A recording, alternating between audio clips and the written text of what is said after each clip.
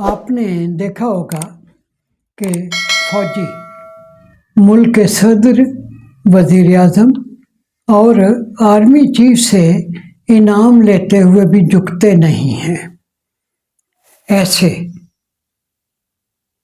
इनाम लेते हैं, इधर साथी को पकड़ा देते हैं, खुद नहीं झुकते।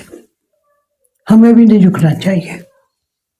अगर घर से बाहर आप सीधे सीना तान कर नहीं चल सकते तो कम से कम घर के अंदर चल लिया करें, ताकि आपकी रीढ़ की हड्डी सीधी रहे या सीधी हो जाए।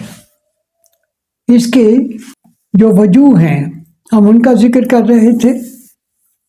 अल्सर हो तो शरीर की हड्डी को नुकसान पहुंचता है। उल्टा लेटें तो रीढ़ की हड्डी को नुकसान पहुंचता है। बच्चे को ज़्यादा वक्त के लिए उल्टा ना लेटाएं, उसकी रीढ़ की हड्डी को नुकसान पहुंचेगा। और बच्चों के रीढ़ की हड्डी पर सरसों के तेल की मालिश हफ्ते में 1 दफ़ा किया करें। अगर किसी खातून के बच्चादानी में सोजिश हो, उस रीढ़ की हड्डी को नुकसान पहुंचता है। अगर बच्चादानी अपनी जगह से हटी हुई हो, उससे के मनफी असरात भी रीढ़ की हड्डी पर आते हैं। गुर्दों और मसाने पर जो बारीक सी झिल्ली होती है, चर्बी की एक तह होती है, अगर वो चर्बी ख़त्म हो जाए तो रीढ़ की हड्डी को नुकसान पहुंचता है। अगर जिस्म के अंदर या बाहर कोई सोजिश हो तो उसके असरात रीढ़ की हड्डी पर आते हैं। और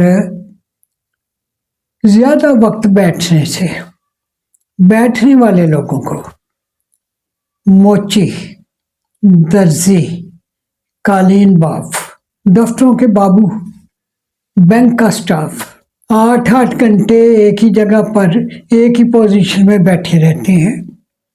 क्योंकि बैंकों में पब्लिक डीलिंग होती है, विंडो के आगे सार्फिन की कतार लगी होती है, लिहाजा ये लोग उठ नहीं पाते अपनी सीटों से।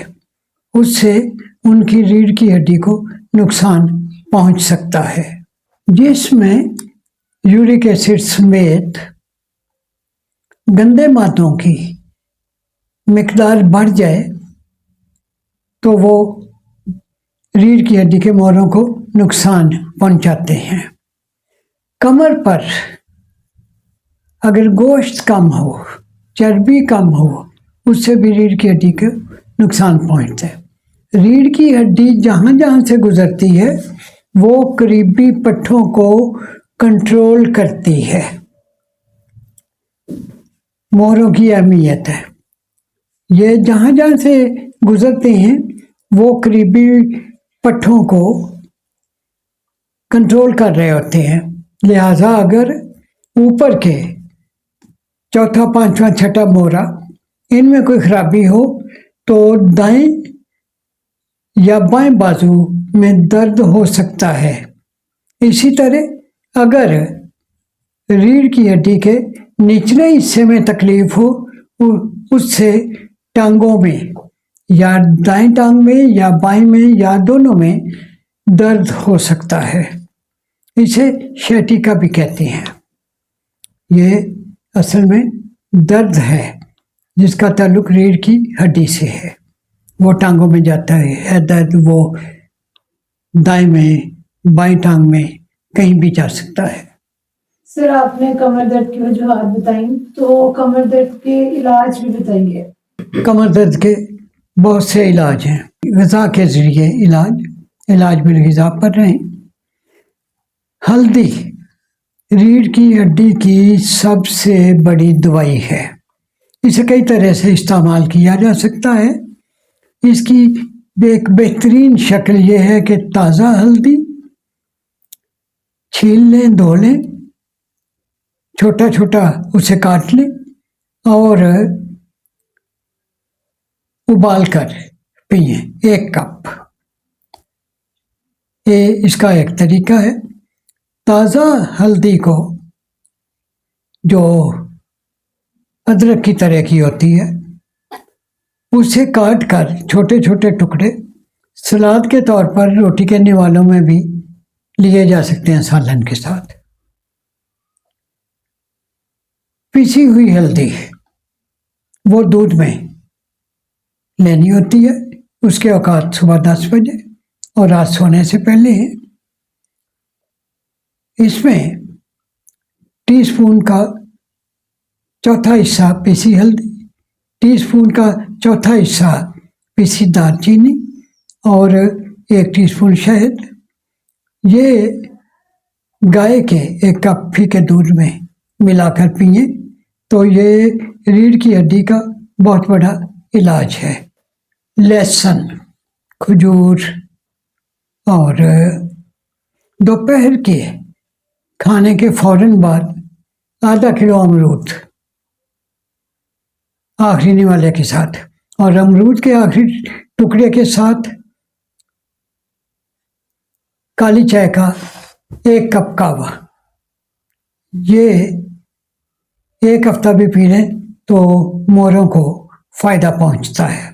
2 हफ्ते पीने से उससे ज़्यादा फ़ायदा, 5 हफ्ते पूरे कर लेगा जो उसकी रीढ़ की हड्डी तवील अरसे तक ठीक रहेगी, उसमें दर्द नहीं होगा। रोज़ाना 3 अंजीर, अलसी, मछली, ये भी रीढ़ की हड्डी को मजबूत बनाती हैं। गाजर, चुकंदर, प्याज, ये चीज़ें भी रीढ़ की हड्डी के लिए मुफीद हैं।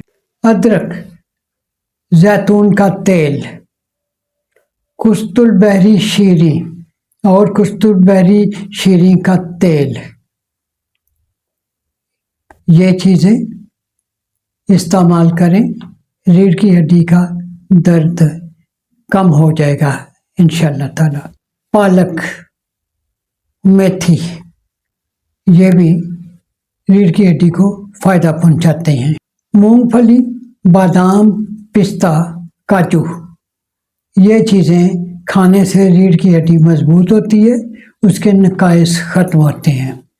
लेकिन एक चीज़ पेश नज़र रखनी चाहिए कि मूंगफली में वही अज्जा हैं जो काजू में हैं, लिहाजा क्योंकि मूंगफली सीज़न में सस्ती होती है, इसलिए मूंगफली खाना काजू खाने के बराबर ही है।